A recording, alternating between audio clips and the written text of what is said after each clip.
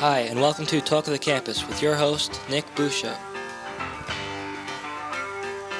Welcome to the Talk of the Campus. I'm your host, Nick. Today we will be discussing films and their impact on society.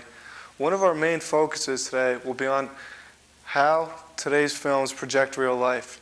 Are they showing a side of our society and future that many of us don't see? The films we will be reviewing today are Silence of the Lambs, starring Jodie Foster and Anthony Hopkins.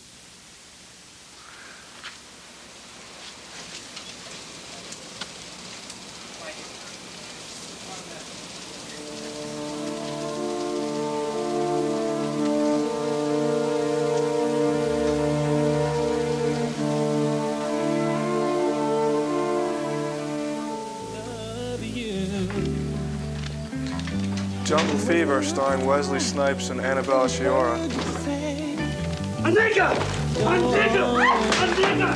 What kind of woman are you? You fucking black nigger! I didn't raise you to be with no niggers! Rather you be a mass murderer or child molester than fucking black nigger! What's going on? What you do? Get back! What are you doing? Get back! Put it down! Stop that! You're not in business! Let's don't destroy you! Your mother's turning all the place! Go crazy! What do you think? I respect her memory! I raised you to be a good Catholic girl!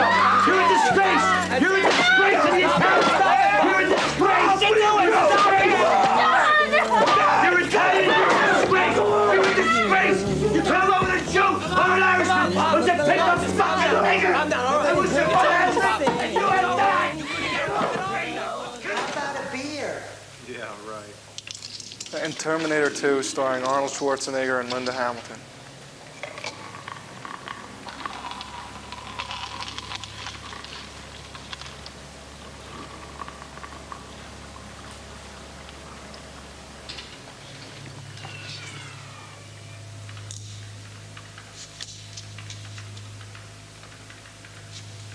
Hey, I got a full house. That's good, Lewis. Must be bad lucky day.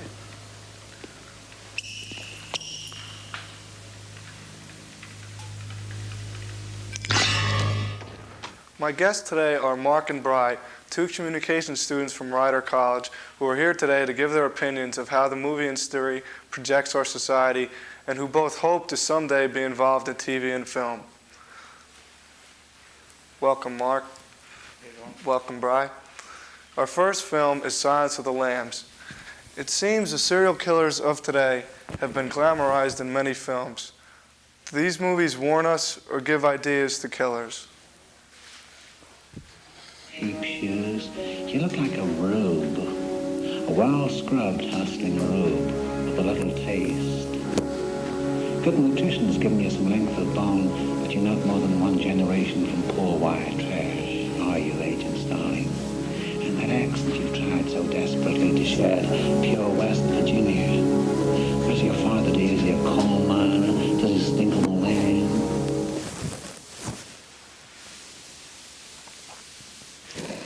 Mark, what do you feel this clip did for the movie? I feel as though that it shows like the mental outlook of like someone that's a serial killer. It gives us somewhat of a visual picture of what goes on in the serial killer's mind, how he's playing the mind games with the actress Jodie Foster. So you think it kind of set the stage for the whole movie? You could say it set the stage because it gives it the foundation for the story and the plot so that you can go through the story and figure out what's going on. Bri, what do you feel the relationship of Clarissa, who happened to be the reporter, and Hannibal Lecter, who was the killer, what do you feel their relationship was? Well, in that particular scene, I think it helped set up the relationship as he was baiting her. He was baiting her to come back to try and think for herself and figure it out for herself. So she was having to go back to him for little pieces of information. But at the same time, while she was getting information from him, he was getting information from her that she almost didn't even know she was telling him. So it was kind of like a mixed message he was sending and trying to get in her head almost to see what makes her tick almost. Oh, definitely. He was trying to get in her head, and he did, to sort of psychoanalyze her for the rest, for the movie. So. Mark, did you enjoy the film?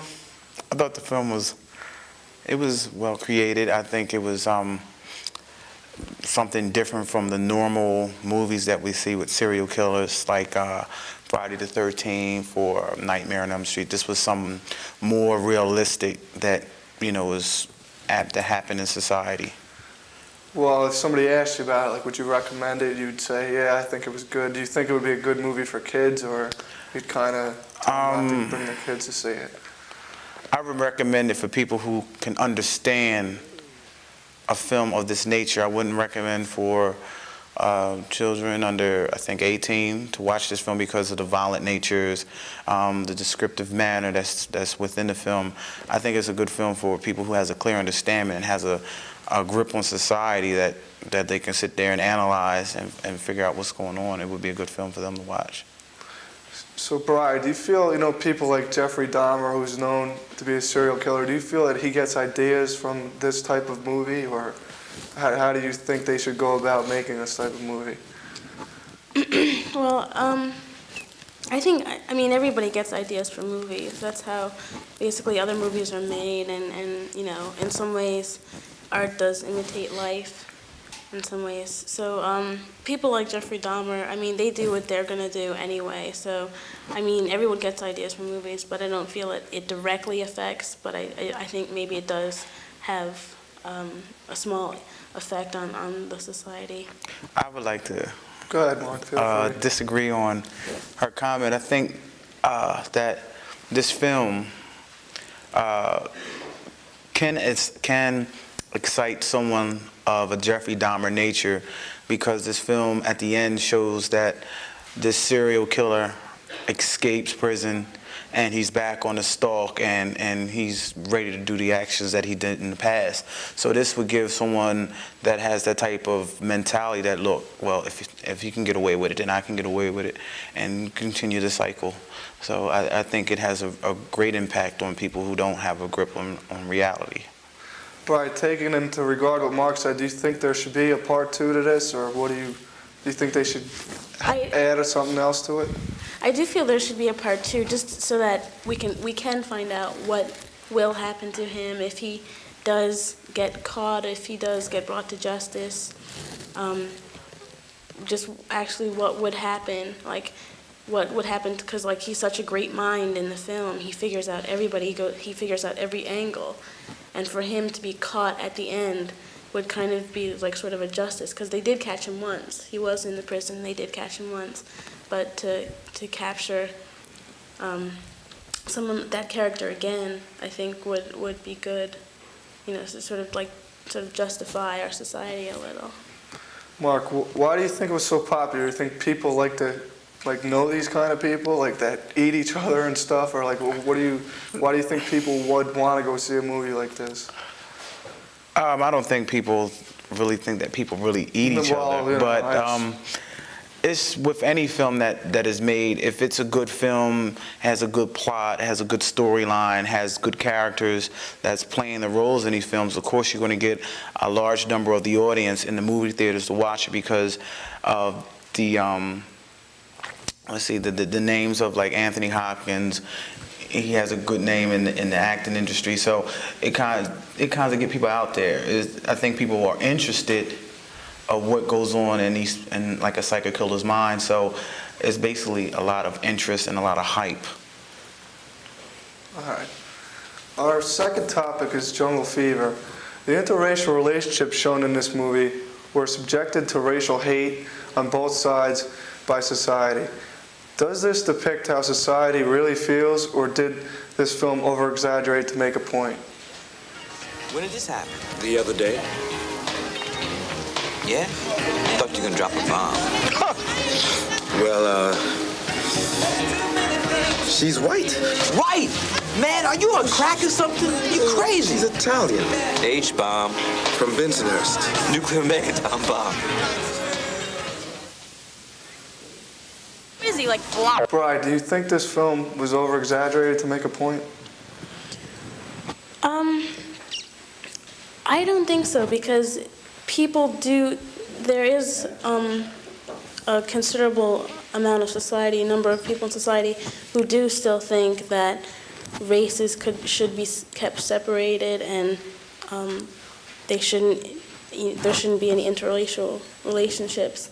And this movie kind of like highlighted, I mean, it can be considered a small, minority of people who do think that way, but it's still a problem that is out there that I think that, society is going to have to learn how to overcome. Mark, do you think this movie was necessary to make, or? Yes, because like other Spike Lee movies, he tries to hit things on reality, tries to hit the public with the truth of what's going on in society, and interracial relationships is a big thing now. It's a lot of people starting to date and get involved with other people outside of their race. So it's to get society prepared to look, this is what's going on, you have to accept it, this is what people want, this is what people decided to do, and it's just the public has to accept their decisions on who they want to date and who not they want to date.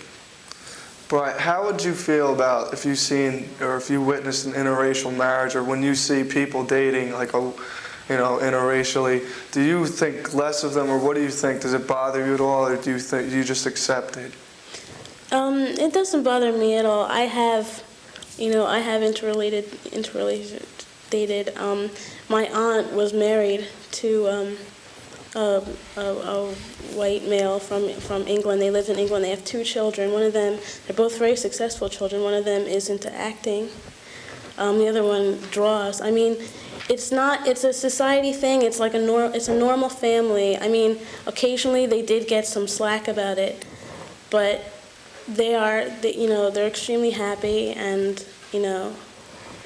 the friends who know them, they know like they're good people. So it doesn't really affect me or my family.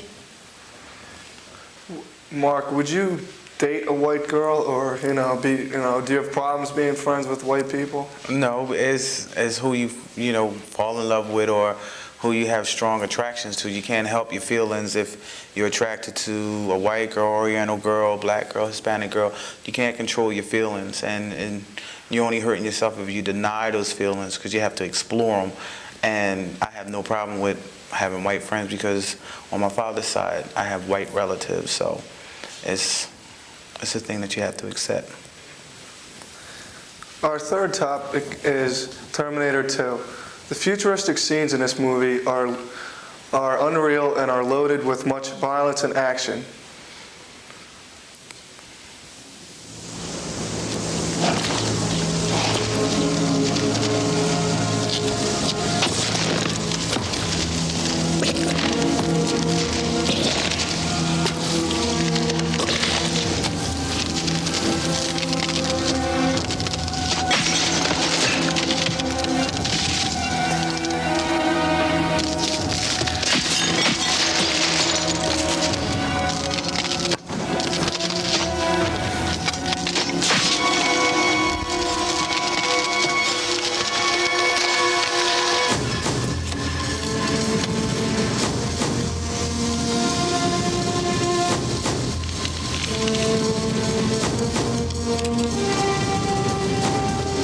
Hasta la vista, baby.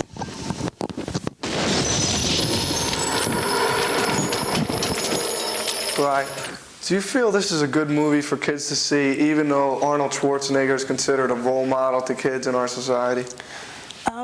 I do feel it was a good movie, because it's like a sort of a fiction. I mean, there was a lot of violence and that kind of thing, but it was well made, it was well directed, the acting was great, the special effects were excellent.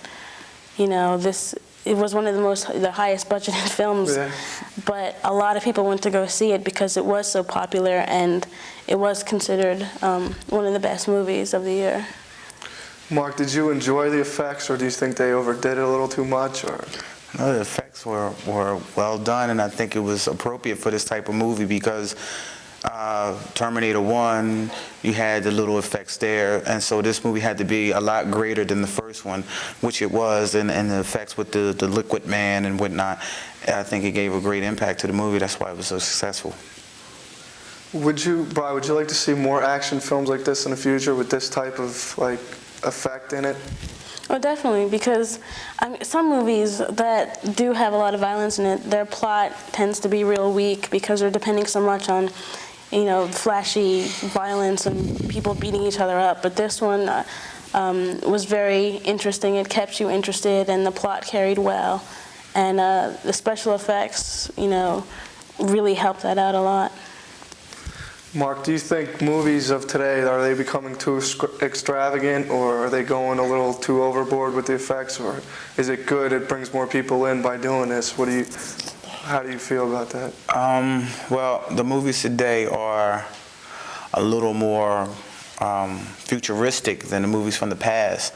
And you have to change with time because people are looking forward to seeing these type of films with just like with the man turning into liquid and being able to recreate itself back into a human figure. People look towards the future of these types of things happening. So the movie industry has to change with the times and have to almost give visual pictures of times changing and things reoccurring. So I think so, and I think that the effects is needed. Brian, Arnold Schwarzenegger has been in a few comedy films. Do you think he should lean more towards comedy, or since he's been into so many action films, what do you think he should do now in this stage of his career? Well, no actor likes to be pigeonholed into like a certain role. I mean, they all want to try out into different things. No one wants to be like sort of stereotyped into a certain role model kind of thing. But I have seen him in certain comedies and in the action films, and I think he does you know, pretty well in both, you know. Well, since both of you want to get into the movie industry, Mark, what would you like to see covered, or what do you want to be changed about the movie industry, in your opinion?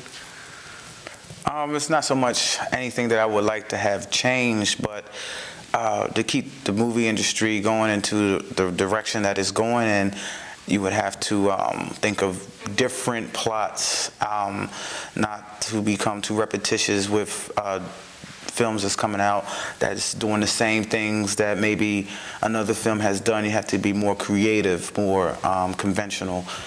And I think that if I was out there, I would try to hit on some topics that weren't hit on so far.